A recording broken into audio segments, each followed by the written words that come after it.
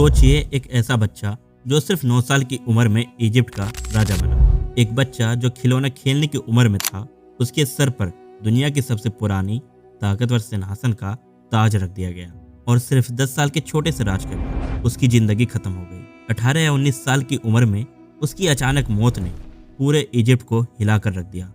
लेकिन असली सवाल यह था, उसकी मौत एक नेचुरल एक्सीडेंट थी या एक साजिश। 3000 साल तक उसका नाम इतिहास के अंधेरों में कहीं गुम हो गया।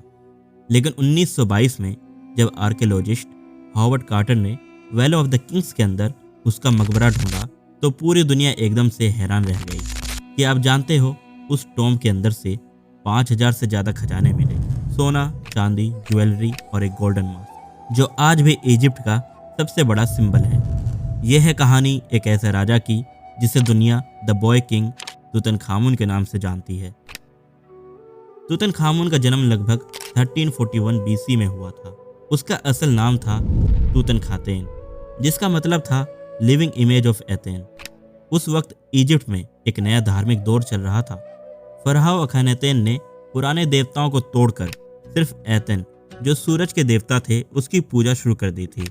इस वजह से इजिप्ट के लोगों में बहुत गुस्सा और अशांति थी। तूतनखामुन एक शहजादा था, लेकिन उसकी किस्मत कुछ और ही लिख चुकी थी। सिर्फ 9 साल की छोटी उम्र में जब बच्चे खेतों में खेलते या खिलौने से खुश होते, उस छोटी सी उम्र में इस बच्चे को इजिप्ट का ताज दे दिया गया।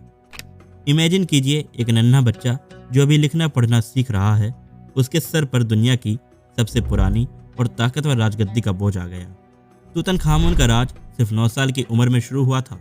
एक छोटे बच्चे के लिए इतनी बड़ी रिस्पॉन्सिबिलिटी संभालना मुश्किल था, लेकिन उसके आसपास के वजीर्स, प्रीस्ट्स और जनरल्स ने उसे संभाला। उन्होंने यंग किंग को समझाया कि इजिप्ट की सबसे बड़ी ताकत उसका धर्म और उसकी परंपरा है। फरहाव अखनातेन के दौर में जो सबसे बड़ा बदलाव हुआ था, वो था सिर्फ एथेन की पूजा। लेकिन लोग पुराने देवताओं को भूल नहीं पाए थे, खास कर आमून को, जो उनका सबसे बड़ा देवता माना जाता था। इजिप्ट के लोग चाहते थे कि उनके पुराने मंदिर दोबारा खोले जाए और उनकी पुरानी संस्कृति वापस आए। तूतनखामुन ने अपने एडवाइजर्स के कहने पर एक हिस्टोरिक डिसीजन लिया। उसने आमून की पूजा दोबारा शुरू करवाई, मंदिर खुलवाए और अपना नाम भी बदलकर तूतनखातेन से तूतनखामुन रखा, जिसका मतलब था लिविंग इमेज ऑफ आमून। इस फैसले ने उसे लोगों का प्यारा बना दिया। इजिप्ट के लोगों को लगा कि अब उनकी संस्कृति वापस आ रही है। लेकिन सच ये था कि तूतनखामुन अभी भी एक बच्चा ही था। असली राज उसके एडवाइजर्स चला रहे थे। लेकिन फिर भी उसका राज एक टर्निंग पॉइंट था। उसने इजिप्ट में शांति फिर से लाई, पुराने देवताओं को रिस्पेक्ट दी और अपने देश की आइडेंटिटी दोबारा बनाई। तूतनखामुन का राज ज़्यादा लंबा नहीं रहा।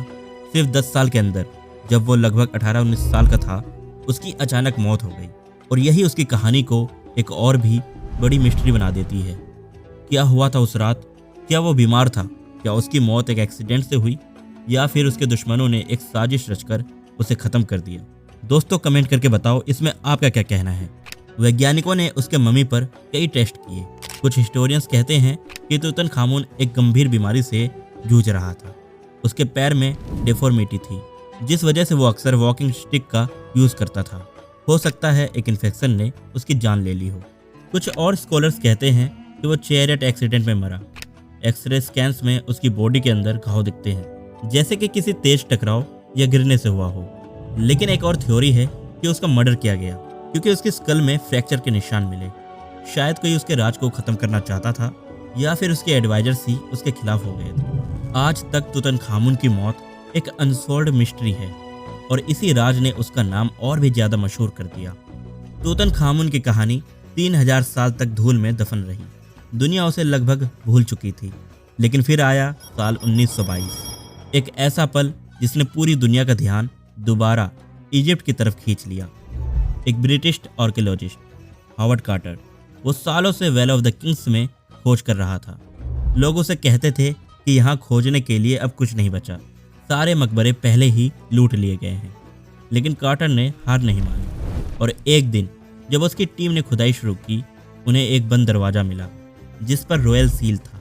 सोचिए उस वक्त की एक्साइटमेंट। कार्टर ने अपने पैट्रन लॉर्ड कर्नेरवो को बुलाया, और जब उन्होंने दरवाजे के पीछे घुसने के लिए एक छोटा सा हॉल बनाया, तो कार्टर ने अपनी मशाल अंदर डाली। उससे पूछा गया, can you see anything? Carter ने जवाब दिया, यस, वंडरफुल थिंग्स। जब वो अंदर गए तो उनके सामने एक ऐसी दुनिया खुली जो किसी ने सोची भी नहीं थी। 5000 से ज़्यादा खजाने, सोना, चांदी, ऑर्नामेंट्स, फर्नीचर, कैरियर्स और सबसे आइकॉनिक एक गोल्डन डेथ मास्क जो तूतनखामुन का था। और सबसे हैरानी की बात यह थी कि तूतनखामुन की टॉम्ब लगभग इंटैक्ट थी, यानी सेफ थी, क्योंकि लुटेरों ने उसे छोड़ दिया था और इसी वजह से उसके सारे खजाने सुरक्षित बचे रहे।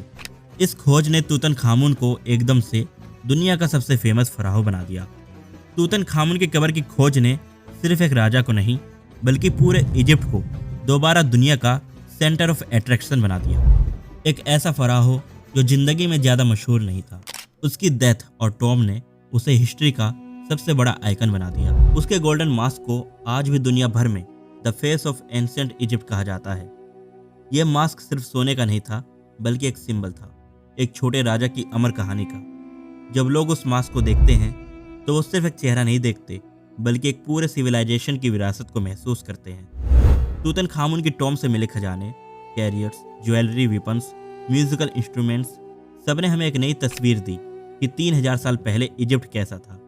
हर एक ऑब्जेक्ट एक कहानी सुनाता है और हर एक आर्टिफैक्ट एक पजल का हिस्सा है जो इजिप्ट के कल्चर को समझाता है। आज तूतनखामुन को द बॉय किंग के नाम से याद किया जाता है। वो एक ऐसा राजा था जिसका राज छोटा था, जिसका जीवन रहस्य से भरा था, लेकिन जिसका नाम हमेशा के लिए अमर हो गया। और शायद इसी वजह से वो आज भी सबसे फेमस फराहो माना जाता है। उसकी छोटी सी जिंदगी और उसकी मिस्टीरियस मौत हमें यह सिखाती है कि कभी कभी एक राज ही किसी को अमर बना देता है। कमेंट में बताओ कि तूतनखामुन की मौत एक एक्सीडेंट थी, एक बीमारी या एक साजिश। और अगर मुझसे कोई जानकारी मिस हो गई हो तो ये भी कमेंट में बताना। और जितना हो सके इस वीडियो को अपने दोस्तों के साथ शेयर जरूर करें और चैनल को सब्सक्राइब करना मत भूलना।